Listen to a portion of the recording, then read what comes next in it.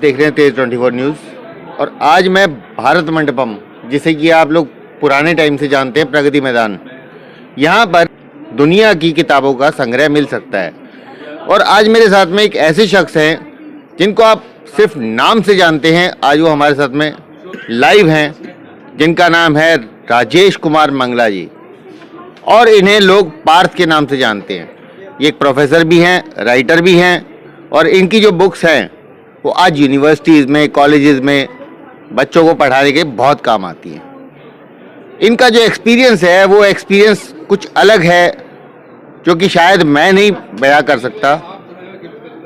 वो हमें राजेश जी से ही जानना पड़ेगा। तो इसीलिए डॉक्टर साहब नमस्कार। नमस्कार सर, नमस्कार। कैसे हैं सर आप? बढ़िया ही सर।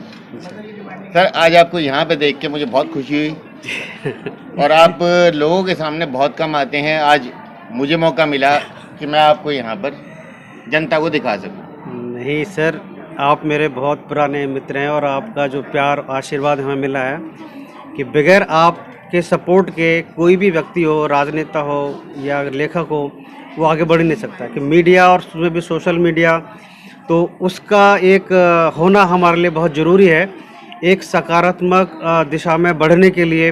क्योंकि होता क्या है कि आजकल मीडिया में कुछ लोग नेगेटिव्स को इतना तेज़ी से बढ़ाते हैं, वो फैलती है, लेकिन सकारात्मक जो खबरें हैं, सकारात्मक जो सूचनाएं हैं, अगर सोशल मीडिया उनको जगह दे रहा है तो बहुत बड़ी बात है। ये समाज के लिए बहुत बड़ा कंट्रीब्यूशन है। और सबसे बड़ी बात है कि साहित्य का एक जो समाज का दर्पण है तो वो साहित्य होता है, और साहित्य अगर सही लोगों तक सही समय तक पहुंच जाए तो इससे बड़ा कोई काम नहीं हो सकता सर। तो आप लोगों का प्रेम है, प्यार है सर। सर मैंने आपकी बुक्स पढ़ी भी हैं और मैं बार बार देखता भी हूँ, इंस्पिरेशन बहुत मिलती है मुझे उनसे। मुझे आज एक बात समझनी है आपसे, जो मैं बार बार सोचता रहता हूँ कि आजकल जो दौर है वो है ऑनलाइन का, और ऑनलाइन के हिसाब से अगर हम देखें तो यूथ को समझ में नहीं आता, वो डिस्टर्ब है। मैं खासकर पीछे वीडियोस भी बना चुका हूँ इस चीज़ के पीछे। यूथ अब आज की डेट में ऑनलाइन में गूगल पे या विकिपीडिया पे वो सर्च करके देखते हैं, वो कहाँ तक सही है? देखो, आपने बहुत सही बात पकड़ी है कि आज का युवा जो पुस्तकें हैं उसमें उसका ध्यान कम है। उसका फोकस रहता है कि गूगल पे जाए, online media, online information search करें, उनको देखें। लेकिन इसका सबसे बड़ा ड्रॉबैक ये है कि उसको वहाँ पर सूचनाएं तो मिलेंगी, क्या वो सूचनाएं उनके लिए रेलिवेंट हैं? क्या वो सूचनाएं उनके लिए उनकी भाषा में है? क्या वो सूचनाएं उनके एकेडमिक करियर में, उनके प्रोफेशनल करियर में सहायता कर रही हैं? ये एक बहुत बड़ी बात है। तो मुझे लगता है कि ऑनलाइन में मटेरियल तो है, लेकिन उनमें एक दिशा चाहिए, जो उसमें कॉम्पैक्टनेस चाहिए। जिस तरह की तेज गति से टाइम बढ़ रहा है, तो वो लिमिटेड टाइम में उनको कंटेंट शायद मुझे लगता है नहीं मिल पाएंगे। तो वो शायद आज भी उसका मुख्य जरिया किताबें ही हैं, और किताबों की तरफ अगर हम बढ़ेंगे तो शायद उनको ये बहुत ज़्यादा इसमें फ़ायदा होने वाला है। बेसिकली आपका कहने का मतलब ये है कि बाइफरेट नहीं कर पा रहे वो, कि वो ये नहीं डिसाइड कर पा रहे कि इसमें सही क्या है और गलत क्या है। सबसे बड़ी बात है कि ऑनलाइन में इतना मटेरियल है, इतनी सारी वेबसाइट है। सबसे बड़ी बात है, चैलेंज तो यही है कि वो सिलेक्शन किसको करे, किसको एप्रोप्रिएट माने, कौन सा कंटेंट, कौन सा विषय उनके काम का है, वो डिसाइड ही नहीं कर पा रहा है। क्योंकि हजारों वेबसाइट्स हैं, हजारों तरह के उनके मटेरियल हैं। तो उनके लिए रेलिवेंट क्या है, उनके लिए काम का क्या है, वो उनके लिए बड़ा मुश्किल है। तो कई बार आप गूगल पे जाओगे भी, ऑनलाइन मीडिया सर्च को भी करोगे, लेकिन जब तक आप अपने किताबों से या अपने टीचर से या व्यवहारिक अनुभव से या अपने कॉलेज में, ऑर्गेनाइजेशन में आप जब तक फोकस नहीं करोगे, इन कंटेंट्स का फायदा ज़्यादा नहीं मिलने वाला है। यानी कि आपने साबित कर दिया ओल्ड इज गोल्ड। ये साबित नहीं किया सर, ये साबित इसमें करने की ज़रूरत नहीं है, क्योंकि हमेशा ही सही बात है ये कि अनुभव से बड़ा ज्ञान कभी नहीं होता है। हमारे तो इंग्लिश में कहते हैं कि आप पढ़ लिख के डिग्री लेके इंटेलिजेंट हो सकते हो, लेकिन बुद्धिमान आप तभी होगे जब आपको व्यावहारिक ज्ञान भी हो। तो गूगल क्योंकि खजाना है सूचनाओं का, ज्ञान का, लेकिन इतना ज्ञान रिसीव करने का हमारे पास माइंड भी तो हो, दिमाग भी तो हो। तो ये बहुत बड़ी वजह है कि हमारा अनुभव, हमारी व्यवहारिकता आज भी हमारी किताबों में उपलब्ध है। गूगल पे ठीक है, इन्फॉर्मेशन बहुत है, लेकिन आपके मतलब का वो ज्ञान हो, ये जरूरी नहीं है। यानी कि आपका कहने का मतलब ये है कि गुरु का होना जरूरी है, गुरु के बिना आपका कोई भी रास्ता सही नहीं जा सकता। जब तक हमें दिशा और लक्ष्य ना पता होगा तो कितनी सारी सूचनाओं को हम क्या करेंगे सर। मैं इंजीनियर हूँ, मुझे इंजीनियरिंग का मतलब है, मैं रिसर्चर हूँ, मुझे रिसर्च का मटेरियल चाहिए, रिसर्च मैथोडोलॉजी चाहिए।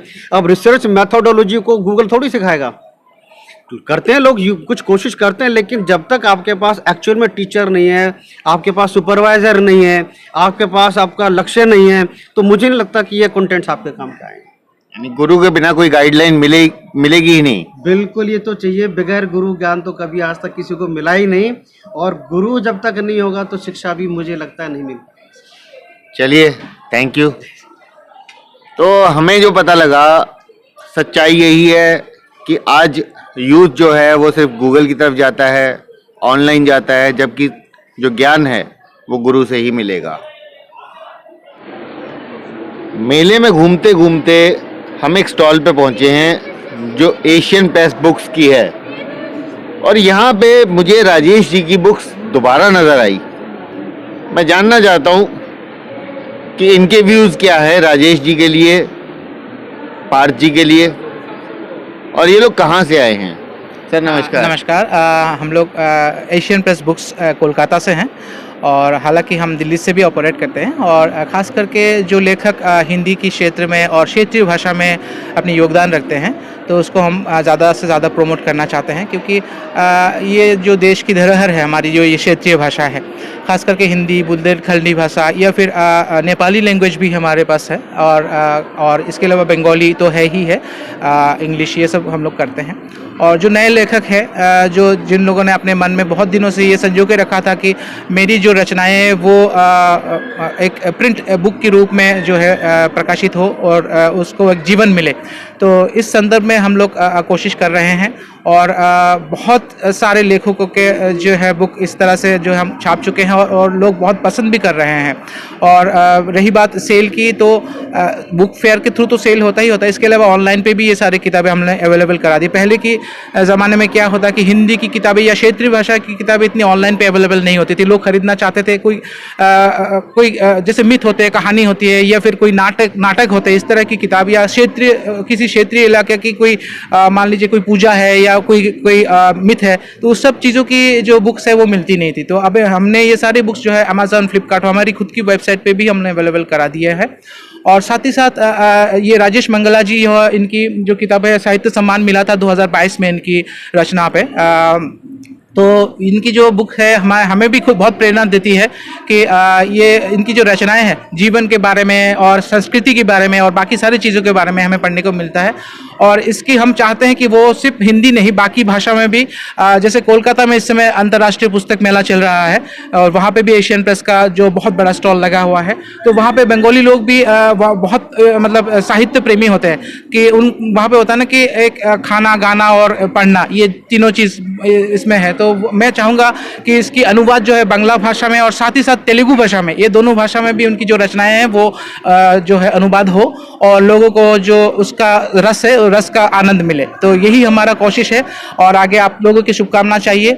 और सबसे मैं कहना चाहता हूँ, अगर आप बुक फेयर में आए हैं तो एक किताब ज़रूर खरीदिए, इससे लेखक और प्रकाशक को प्रोत्साहन मिलता है कि पुस्तक जो है आगे बिके, और इस ये जो सिलसिला है ये चलता रहे संस्कृति का। धन्यवाद। हैरानी की बात यह है कि इस पूरे मेले में एक ही राइटर की किताबें अलग अलग स्टॉल्स पे मिल रही हैं। इसका मतलब कुछ तो है। धन्यवाद।